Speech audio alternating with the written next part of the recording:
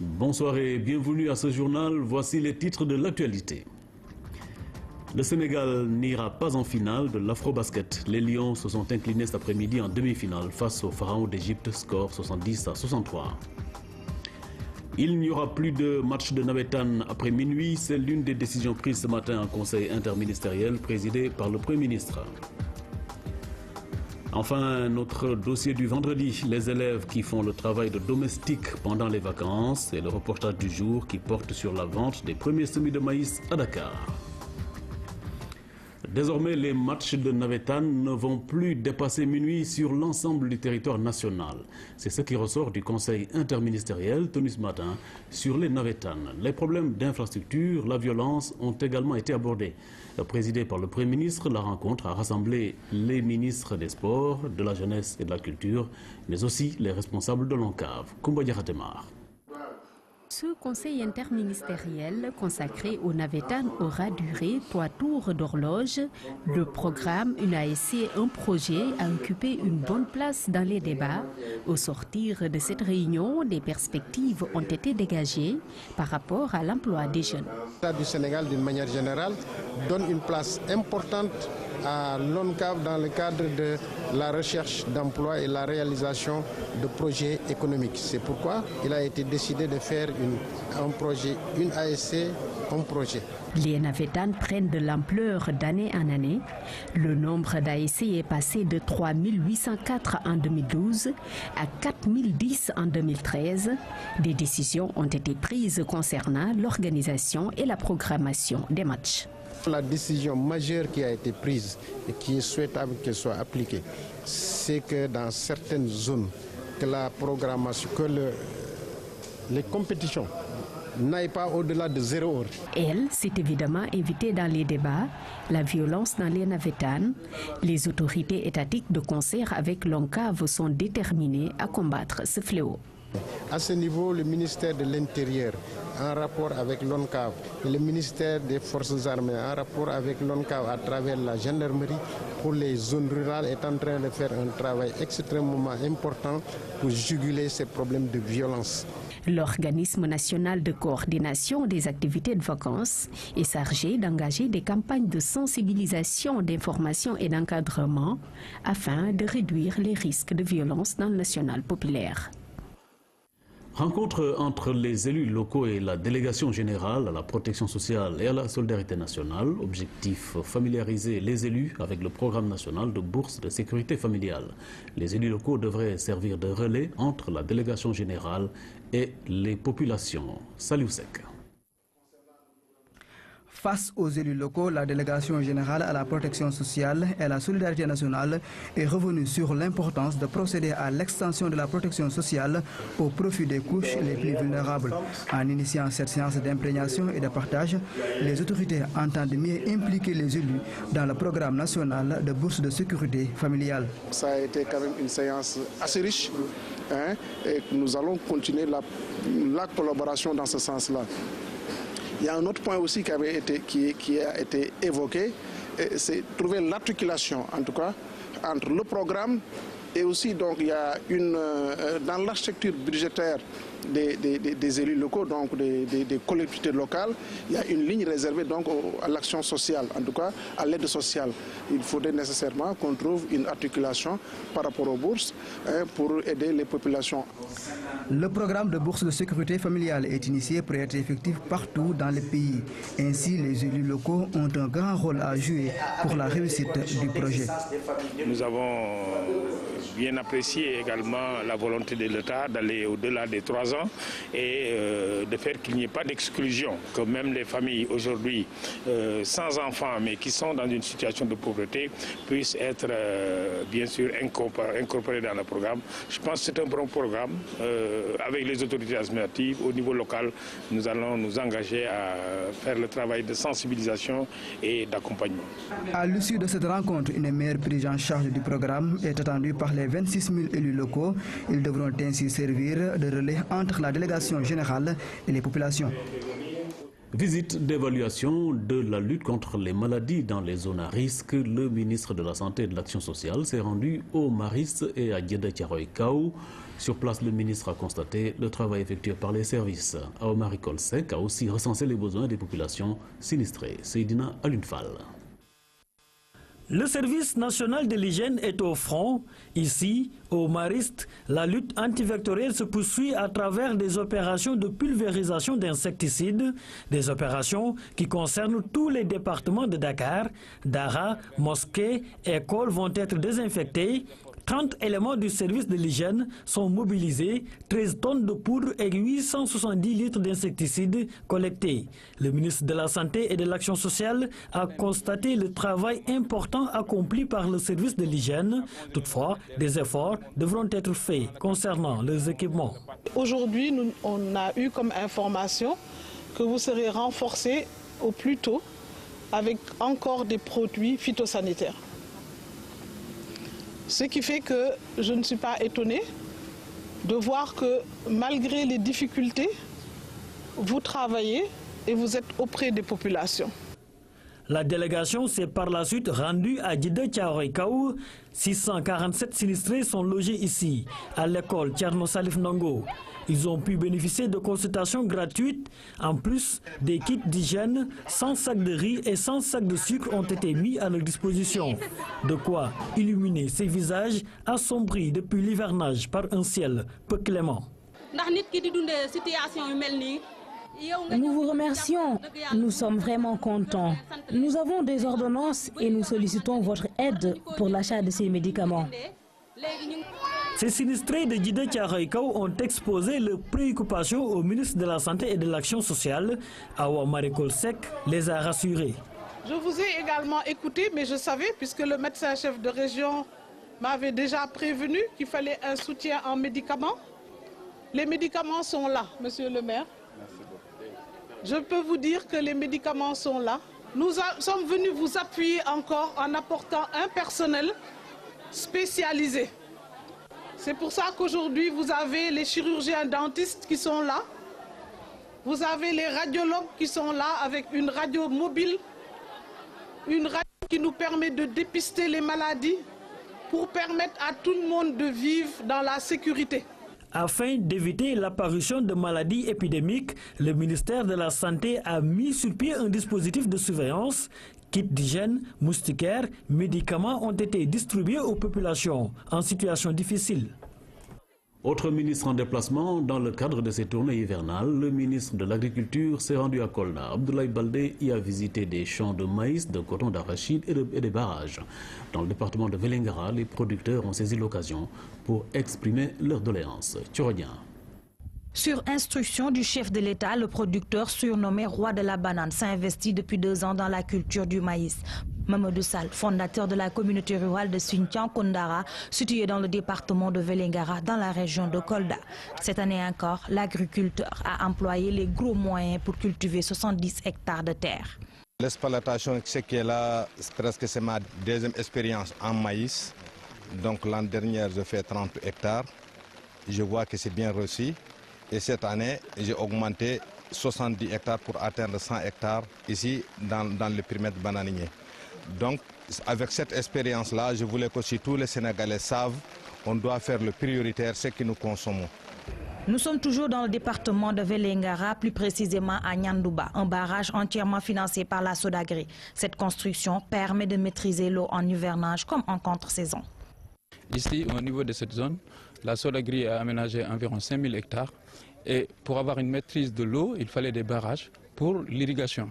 Ce barrage et le barrage du Confluent nous permettent d'irriguer environ 3000 hectares au niveau du bassin. Autant nous avons regardé les parcelles donc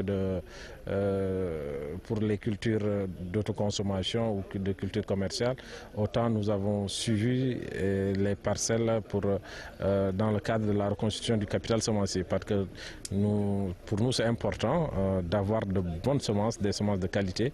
Et nous avons vu les céréales comme le maïs, nous avons vu les cultures de rente comme le coton, l'arachide. Et Dieu merci, si cette tendance lourde se poursuit, nous aurons cette année un bon hivernage pour le moment dans les régions de Kédougou et de Kolda, précisément dans le département de Vélingara. Dans le cadre de sa tournée hivernale à Kolda, d'autres champs de maïs, de coton, de riz et d'arachide ont été visités. Les problèmes restent les mêmes, l'octroi de matériel agricole moderne et la distribution de semences certifiées à temps pour assurer de bonnes campagnes agricoles dans la zone. Sindia a abrité la cérémonie officielle de réception de moulins et autres équipements agricoles. Les 14 régions du Sénégal seront servies. Le ministre de la Femme, de l'Enfance et de l'Entrepreneuriat féminin, accompagné de parlementaires et des élus locaux, a réitéré l'engagement du gouvernement à accompagner les femmes pour une plus grande autonomisation. 600 moulins de mil et autres matériels agricoles composent le don. Oumou Kalsoum Sall. Une forte mobilisation et un accueil chaleureux réservé au ministre de la Femme. Les bénéficiaires de ces moulins à mil ont montré toute leur satisfaction et leur soulagement à recevoir ce don d'une importance capitale pour leurs activités.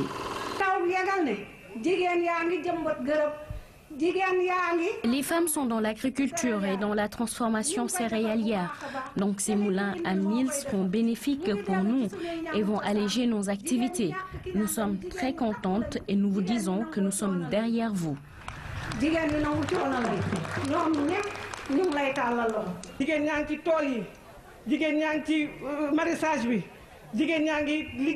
Les femmes sont dans différentes activités.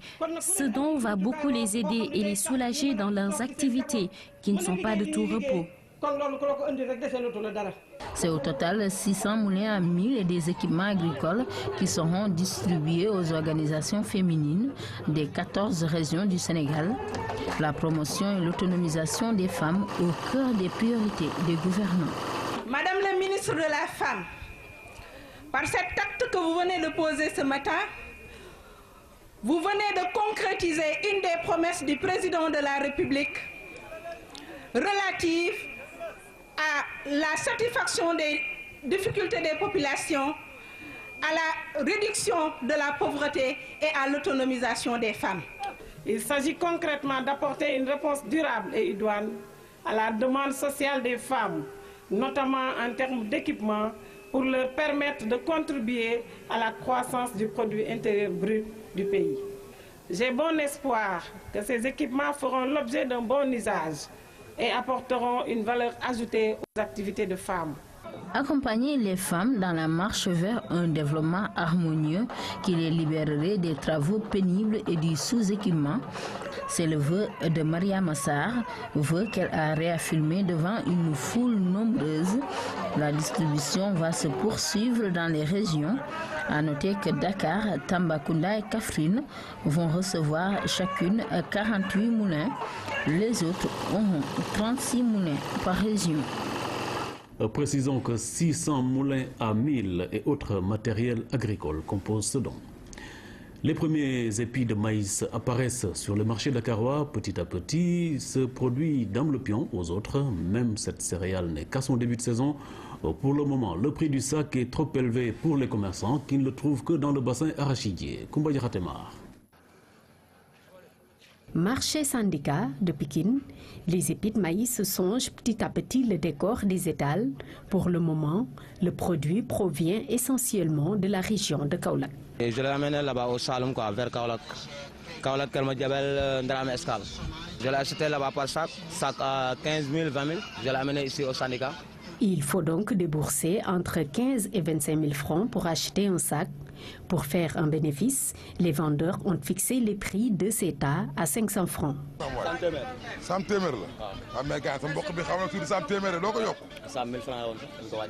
Ça marche un peu, parce que ça là, quand tu achètes des sacs 20 000, quand tu vends là après, ça coûte 23 000, 24 000, tu as gagné là-bas 4 000 francs. Ce n'est pas encore le grand rush vers les épis de maïs. Seuls quelques inconditionnels viennent en acheter. Je viens de la ville jusqu'ici pour acheter du maïs. Donc je trouve ça intéressant et puis le prix est abordable par rapport au prix qu'on achète en ville. Qu'importe le prix affiché, semble dire ses clients. Pour eux, les vertus de cette céréale en valent le coup. Que c'est nutrifiant. Je sais que depuis le bas âge, enfin, on est habitué. Comme on est né ici, On a toujours vécu avec le maïs. J'achète 1000 francs d'épis de maïs que je connais bien, parce que je suis cultivateur. Le maïs contient beaucoup de vitamines, c'est très riche. Il aide à guérir beaucoup de maladies.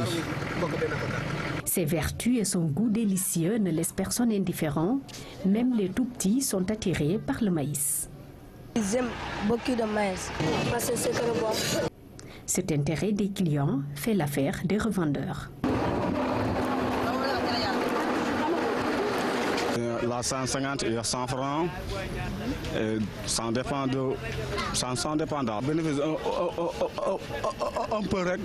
Il va 1000 francs, 2000, ça dépend rek. Ceux qui en viennent un peu reste, il va acheter comme ça. Oui. Bouillis ou brûlés, les épis de maïs sont toujours prisés par les Dakarois. Certains en font leur arme pour tromper la faim. Sauver les entreprises en difficulté, c'est le but recherché par le ministère de la Justice. Une session de formation de 3 jours est ainsi organisée à l'endroit des acteurs du secteur. Résultat attendu, mise en place d'un mécanisme de juridiction pour aider les entreprises confrontées à certains problèmes. Ibrahim Ndong. La réflexion s'articule autour d'une seule question, comment faire pour sauver les entreprises en difficulté. Les réponses ne manquent pas, elles passeront selon les autorités par la formation de ressources humaines de qualité et l'application du concordat. Les concordats, ce sont des conventions, des accords qui sont signés entre les créanciers et les débiteurs en vue de trouver des solutions amiables en fait, au règlement des dettes.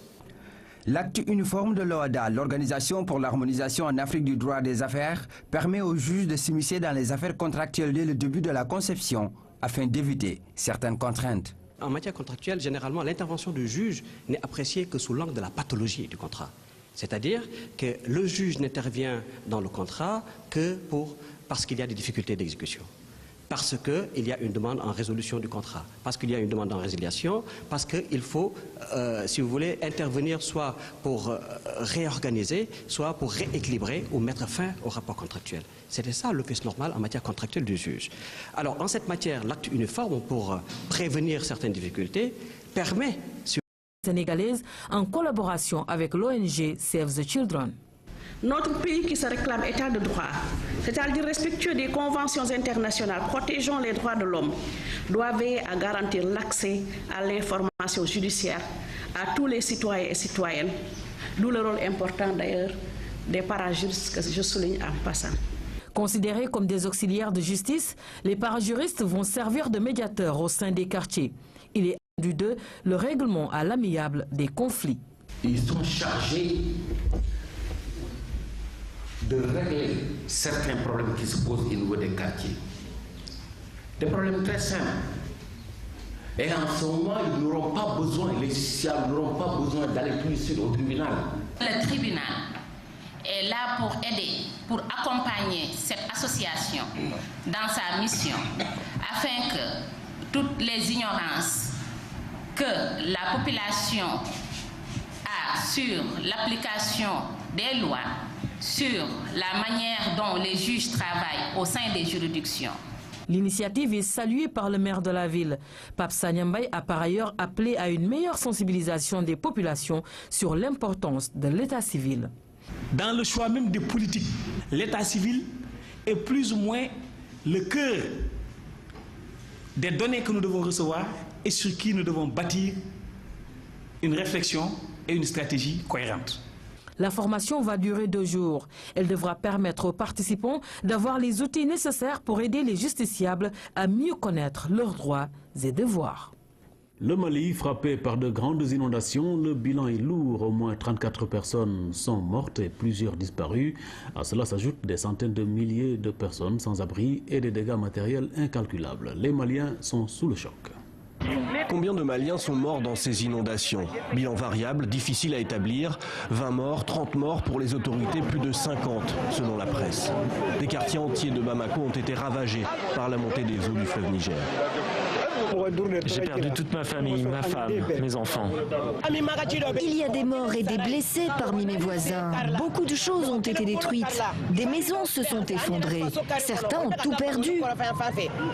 La capitale malienne est entourée de collines. C'est une cuve avec de nombreuses zones marécageuses. Les pluies tombées mercredi ont entraîné la dévastation dans les quartiers les plus précaires. Ici, dans la commune de Banconi, les maisons sont en terre séchée, parfois montées dans le lit des cours d'eau. Des centaines ont été emportées, laissant des milliers de sans-abri. Tout a été détruit. Mon frigo a été emporté par les eaux, mon matériel, mon véhicule, tous mes documents, tout a été pris par les eaux. Je viens d'aller à leur recherche, mais je n'ai pas pu les retrouver. Cet autre homme raconte qu'il n'a pas vu ça depuis 20 ans et se demande pourquoi les autorités ont autorisé les constructions dans de telles conditions. Les autorités qui tentent d'organiser les secours aidés par une population solidaire, gérer l'urgence avant de pointer les responsabilités. Sport avec l'Afrobasket, le Nigérian franchi et rien ne paraissait pour les Lions, d'autant qu'ils avaient infligé une défaite à leur adversaire du jour. Finalement, le deuxième succès n'aura pas lieu face à l'Égypte. Victoire des Pharaons 70-63. Seydina Alunchigo. Une après-midi de disette, le Lion n'a pas son rond de serviette. Au coup de torchon, la victoire est égyptienne. 63-70, pas du tout sévère la défaite, mais de tout le tournoi, elle est la plus affligeante, la chute à 2 marches du cercle continental. Les hommes de Chersar n'auront jamais mené au score. Le ton de leur déroute est donné dès le début par Hassan Maré. Grâce à son jeune joueur, l'Égypte mène par 5 points à la fin du premier quart-temps. Dans les 10 minutes suivantes, les Pharaons maintiennent le cap, leur avance est de 4 points à la mi-temps. Après la pause, la métamorphose, les Lions reviennent avec plus d'envie jusqu'à égaliser, une situation de courte durée. À l'entame du dernier carton, le Sénégal devancé de 3 points joue son va-tout, l'Égypte son atout. L'adresse est au rendez-vous pour les Pharaons, pas du tout pour leur adversaire, résigné vers la fin à utiliser l'hypothétique tactique de la faute. Elle se révélera inefficace. Les Lions perdent la face. Les réactions à chaud du capitaine Maleye Ndoye et de Chersar, le sélectionneur de l'équipe du Sénégal, après la défaite en demi-finale face à l'Égypte. On a battu, c'est vrai qu'on voulait jouer la finale, mais au vu du match, c'était très compliqué, parce qu'on a couru derrière le score du début jusqu'à la fin, ce qui n'a pas été une habitude chez nous. En général, même si on est mené, on revient vite dans les matchs et c'est nous qui menions et gérons les matchs. Là, c'était le cas contraire. Je pense qu'en voulant revenir dans le match, on a fait beaucoup d'erreurs. Mais bon, ils ont bien exploité les fois où nous sommes revenus à -4 ou -3. Chaque fois, ils nous mettaient un panier décisif. Derrière, nous nous sommes battus. Donc voilà, c'est une très grande déception. Mais c'est pas fini. On a encore un match à jouer demain. Je pense qu'on va essayer de se reposer, essayer de préparer le match décisif demain, qui est qualificatif pour les championnats du monde. Merci. Analyser ce match-là, c'est un peu compliqué dans la mesure où nos objectifs, c'était de ne pas prendre de paniers dans la raquette, beaucoup de paniers dans la raquette. On savait qu'ils ont un très bon jeu à l'intérieur. C'est pas faute de faire des vidéos et d'expliquer comment l'Égypte joue. On connaît bien le jeu intérieur égyptien. Je pense que la plupart de nos vidéos étaient axées là-bas. Mais malheureusement, je pense qu'on a été un peu... Simplement parce que si tu prends 16 points à partir de deuxième chance, ils tirent 16 fois, ils prennent la balle, reprennent la balle 16 fois. Donc c'est très compliqué pour nous, quoi, alors que nous on n'en a fait que 13 fois, donc c'est difficile. En plus, on a vraiment mélangé vitesse et précipitation. À chaque fois qu'on devait revenir, on perdait la balle ou bien on faisait un mauvais choix, quoi. Voilà, donc on pensait que ça allait revenir, c'est pourquoi on est parti en zone. Quand on est parti en zone, ça marchait très bien. Ils ne marquaient plus, on leur a fait un 11-0. Mais après, voilà, le laxisme a repris le leadership, quoi. Donc c'était compliqué pour nous. Voilà, mais je pense que l'équipe d'Égypte est une très grande équipe. Voilà, c'était les réactions à chaud du capitaine Maleye Ndoye et de Chersar, le sélectionneur, après la défaite en demi-finale cet après-midi face à l'Égypte. Après la qualification de l'Égypte en demi-finale, voici la réaction de son coach Amir Abou Elkir. Je veux remercier l'équipe sénégalaise. C'est une grande équipe, un grand nom en Afrique. Beaucoup de joueurs professionnels en Europe et dehors. On a un seul qui joue dans les États-Unis. Je les remercie sur ce match aujourd'hui et je veux leur dire Hamza. Je crois qu'on a de challenges pour ce match. On a bien préparé. Nous sommes venus de tout le bas et on va en haut jusqu'à maintenant. Et demain, j'espère de jouer la finale. On a bien préparé pour l'équipe sénégalaise. On a fermé tous les points de jeu qu'ils ont. Ils ont beaucoup numéro 7, numéro 11, numéro 9. Je ne sais pas les noms, pardon. Mais je crois qu'on a bien préparé.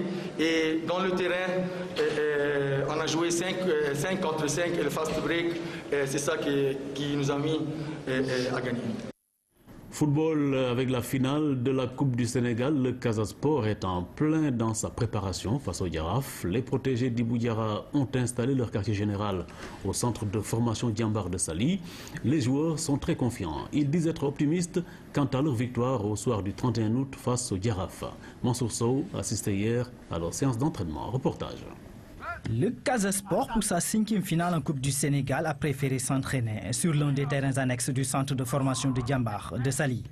L'une des dernières séances d'entraînement a été axée sur de courtes passes, de la vitesse et des passes millimétrées.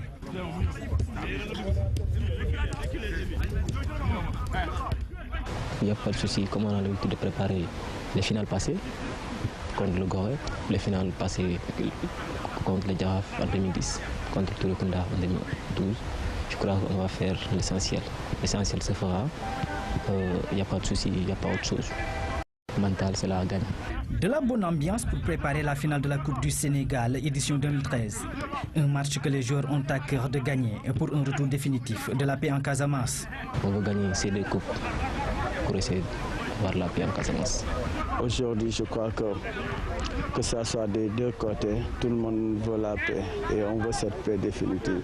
Et si nous parvenons à gagner cette coupe, je crois que ce sera, on va dire, la coupe de la paix et on veut que cette paix soit définitive. L'équipe du Casa Sport à Saly n'est pas dépaysée. Elle a reçu le soutien du maire de la ville de Ziguinchor. Nous avons, en collaboration avec le président, pris toutes les dispositions pour les accompagner pour cette finale. Aussi, nous sommes en train de nous organiser avec les supporters au niveau de Ziguinchor pour organiser des caravanes, faire aussi des t-shirts pour que tout le monde puisse participer dignement à la finale. De la mobilisation, le Casa Sport ne va pas en manquer. Les autorités locales, en plus du cachet populaire, s'engagent juste après la finale à donner enfin les 28 parcelles de la mairie, promises après le titre de champion en 2011-2012. Pour cette saison, le Casa Sport a déjà un trophée, celui de la Coupe de la Ligue. L'équipe Fagnon de la Casamance veut réaliser un doublé en s'adjugeant à la Coupe du Sénégal.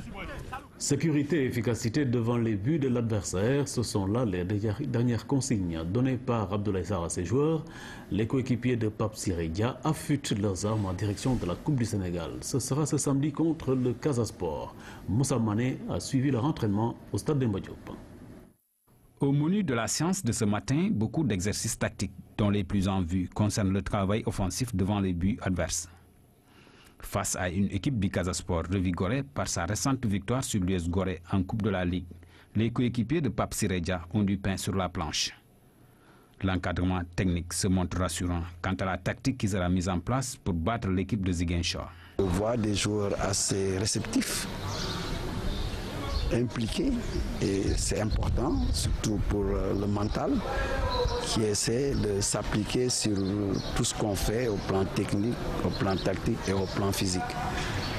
Il y a une bonne ambiance de travail, mais je crois que sur le plan organisationnel, sans dévoiler en tout cas nos plans, nous sommes en tout cas sur une dynamique de faire de cette finale une belle fête au plan du jeu. Si au plan du jeu, tout est au point du côté des dirigeants, l'heure est à la mobilisation pour mettre l'équipe dans une dynamique de victoire. Le budget en direction de la finale.